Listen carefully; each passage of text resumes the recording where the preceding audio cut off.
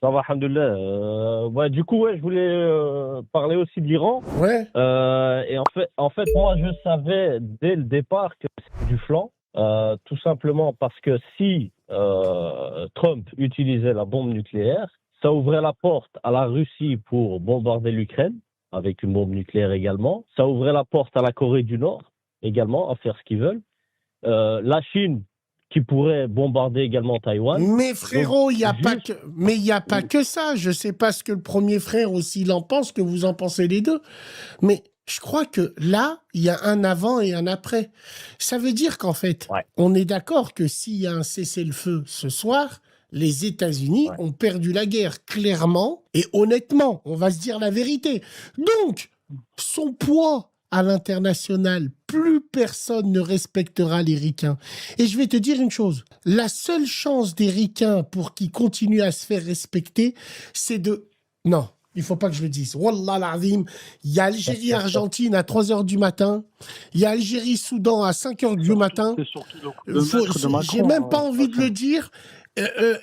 Ça devient une menace pour les Américains. C'est moi qui te le dis. C'est moi qui te Mais, le dis. mais Bassem, Je sais pas. Oui. ouais, tu penses pas que, justement, voilà, on va dire que l'Amérique arrive à la fin de son hégémonie, de son règne, mais avec tout le bordel que ça a foutu dans la région. Donc l'Iran qui bombarde les bases, etc., en passant Alors, par les c'est Émirats, par officiel, mesdames l'Arabie, et messieurs. etc.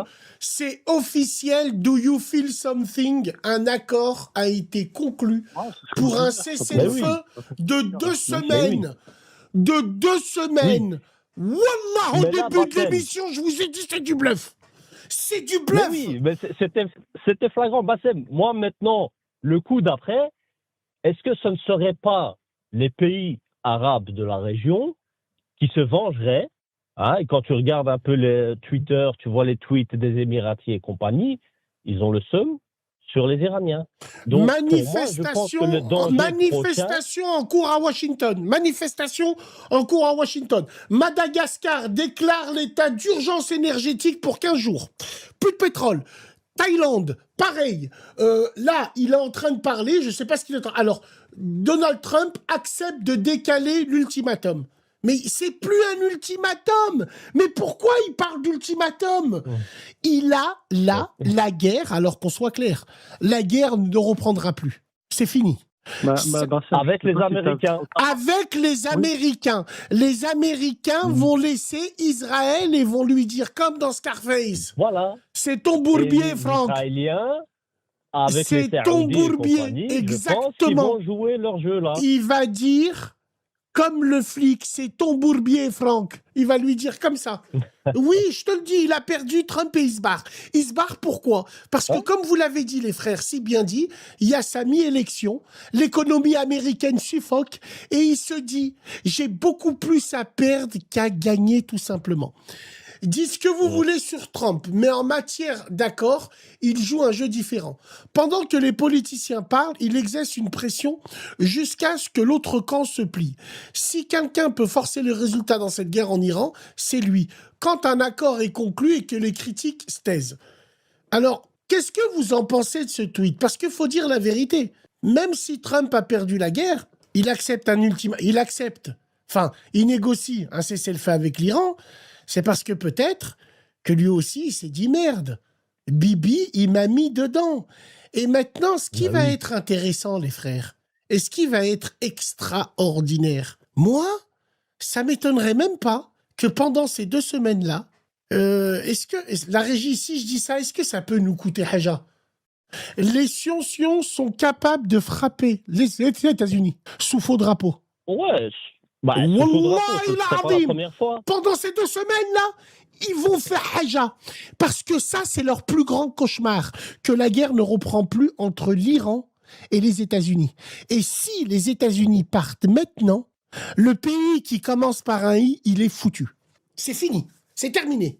Terminares. C'est-à-dire que là, même les pays du Golfe, ils vont courber les chines devant l'Iran. Vous comprenez ou vous comprenez pas?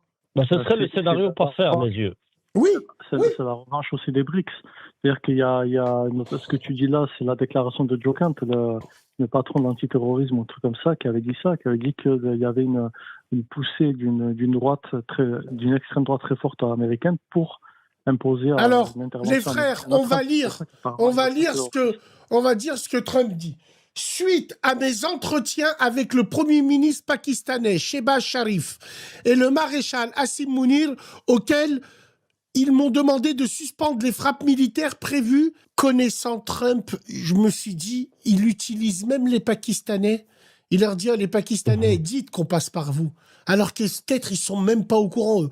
Bref, prévu ce soir contre l'Iran sous réserve de l'accord. Il veut toujours montrer qu'on... Tu sais, il me fait penser à qui, Trump? Il me fait penser au mec qui, quand il s'embrouille avec des gens, il dit « Retiens-moi ou je vais faire un malheur. » Oh, retiens-moi. C'est celui qui gigote les bras dans tous les sens, mais pour rien. Wallah, ouais. Wallah, j'ai cette impression. Je ne sais pas si vous avez cette impression-là. Non? Bassem, je crois, ouais, effectivement. Après, c'est un acteur. Il a fait de la télé-réalité, des histoires comme ça. Ça reste un pantin. Tu sais, pour moi, le dernier vrai président des États-Unis, c'était JFK. Ils l'ont tué. Hein, et voilà. Tu sais pour quelle raison aussi on l'a tué aussi, lui? Parce que je pense qu'il ne voulait pas rentrer dans le jeu. Il a dit non. Il a dit non au pays qui commence par un I pour la bombe atomique. Voilà. Il lui a dit non. Voilà. C'est ça. Et regarde, tu sais, un autre truc, et ça, c'est un truc que je voulais partager avec toute la communauté, un autre indice qui m'a mis la puce à l'oreille. Il y a une plateforme de paris, entre guillemets, qui s'appelle Polymarket. Et en fait, les gens peuvent parier sur des événements mondiaux. Hein, je sais pas moi, une qualification du Brésil, une victoire du Brésil à la Coupe du Monde, etc. Et certains enquêteurs indépendants ont prouvé que Trump avait déjà parié sur cette plateforme sur des événements que lui-même allait faire pour se faire un billet. Ok les gars. Donc, les gars, je tiens à dire une chose parce que moi j'en ai marre. Non, ouais, sur son sujet, ouais, il est très intéressant. Alors, juste, on lit ça et puis après, j'aimerais bifurquer sur un truc. Polymarket place désormais des chances sur un cessez-le-feu entre l'Iran et les États-Unis au-dessus de 50% après les discussions sur un progrès dans les négociations médiées par le Pakistan. Ce n'est qu'un sentiment du marché, mais cela représente quand même un changement brutal. Regarde, les traders sont optimistes, peut-être trop optimistes. Tu te rends compte, c'est dans la crise qu'on fait les meilleures affaires. Exactement. C'est un truc de fou. C'est un truc de fou. Alors, les conséquences de cet accord, plus de bombardements, donc on est d'accord que le prix du baril, il va descendre. On est clair.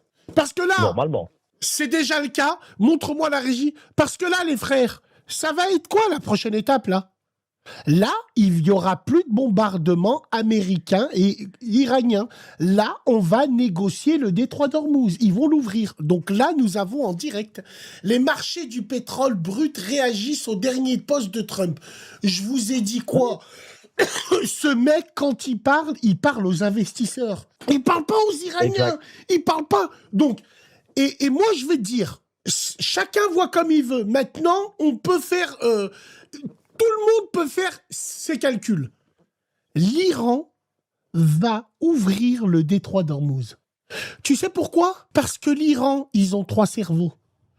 Tout le monde et les galaxies et les planètes savent que l'Iran a mis à l'amende les États-Unis.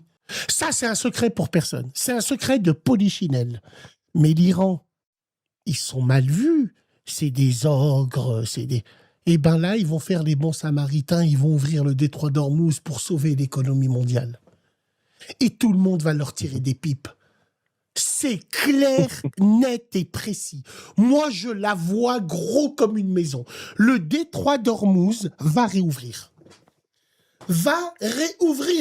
C'est tout. Moi, je vous dis, on verra ce que ça donne. Chacun voit comme il veut, mais là, le détroit d'Ormuz va réouvrir. Pourquoi ? Parce que Donald Trump n'a pas le choix, voulait avoir ça. Alors, l'Iran vient de tirer une salve de missiles sur Israël. Oui, c'est fini. Par contre, il y en a un qui peut tout niquer, c'est eux. Ils peuvent appuyer sur un bouton, ils niquent tout. Ils niquent toutes les négociations, ils niquent absolument tout. Il nique tout. Donc, on ne sait pas. Alors, ce qui est intéressant, les mecs, c'est de savoir maintenant, est-ce que le prix à la pompe, il va descendre? Mon cul, c'est du poulet. Regarde bien. Cet été, 2 € le litre. Pour tout le monde. Et ça va être normal et on va tous être contents. 2 € le litre. Ça va être les prix normaux. Tu crois que le pays va nous faire une fleur? Mais tu rigoles ou quoi? Sur 100 €, ils prennent 66 € en taxes. Mais tu te rends compte... Les taxes et les accises, oui. Voilà. Mais tu te rends compte... Donc, moi, je pense que le détroit d'Ormuz va réouvrir. Je pense que le détroit va réouvrir. Je pense qu'à mon avis, les pays du Golfe vont se désolidariser totalement des États-Unis. En gros, je pense que les États-Unis partent parce que ils n'ont plus rien là-bas. Ils n'ont plus le respect, ils n'ont plus leur base et leur image a été effritée. Et surtout, si Donald Trump a accepté aussi facilement Zama, une demande du Pakistan, c'est parce qu'il sait que son armée, elle peut rien faire. Il le sait. Frapper des montagnes, c'est donner des coups d'épée dans l'eau. J'ai regardé un petit reportage, les frères. C'est extraordinaire. Des missiles sortent des montagnes et je te jure que c'est pas une image. C'est réel. Dans une montagne, tu fais du ski, il y a une trappe qui s'ouvre et il y a un missile qui... Faut voir ce qu'ils ont fait en bas. Ah ouais, ils se sont préparés pendant 40 ans à ça. Ouais. Ils ont eu le temps de creuser. Hein. Qu'est-ce que vous en pensez, vous? Vous pensez que la guerre, elle va reprendre? Moi, je pense que non. Écoute, moi, j'ai pas de boule de cristal. Allahu a'lam, j'espère que la guerre se terminera. Mais pour moi, je la vois moins se terminer sur cette note. Ouais, moi, je pense qu'on aura un répit de 2 semaines. C'est vrai, c'est vrai. Ouais. Après, il y aura quelque chose. Il y aura une dinguerie. Alors, moi, un coup de... mon frère belge, là où tu as raison, il y aura une dinguerie, mais pas de l'Iran et pas des États-Unis. Non, pas de l'Iran. Et moi, pas des États-Unis. Je sens le coup arriver des Saoudiens. Non, il ne viendra pas des États-Unis. Wallah, il ne viendra pas des... Alors, Donald Trump repousse de 2 semaines sa menace d'attaquer l'Iran après avoir reçu un plan viable.